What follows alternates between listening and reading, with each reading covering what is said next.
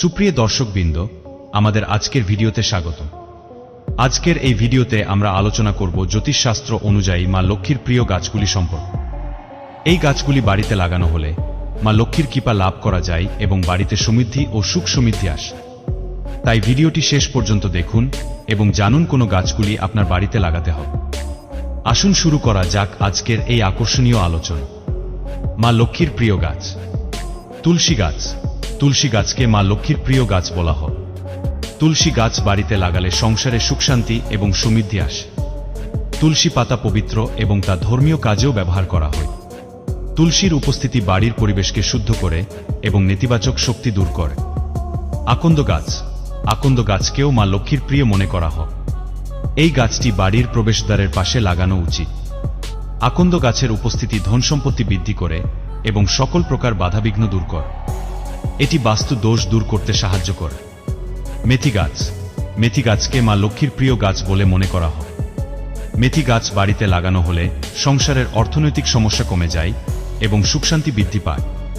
মেথি গাছের পাতা ও বীজ স্বাস্থ্যকর উপাদান এবং ঔষধি গুণাগুণে পরিপূর্ণ। শ্বেতচাপা গাছ। শ্বেতচাপা গাছকে মা লক্ষ্মীর প্রিয় ফুলের গাছ বলা হয়।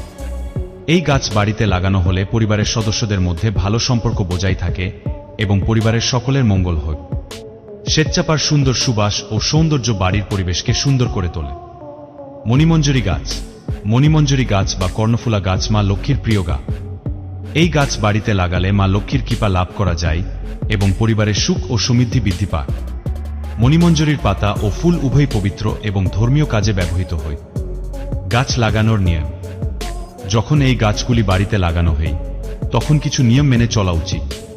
প্রথমত, গাছগুলি সঠিক স্থানে লাগাতে হবে, যেমন তুলসী গাছ সাধারণত বাড়ির সামনে বা পেছনে লাগানো উচিত। দ্বিতীয়ত, গাছগুলির নিয়মিত যত্ন নিতে হবে এবং তাদের সঠিকভাবে জল ও সার দিতে হবে।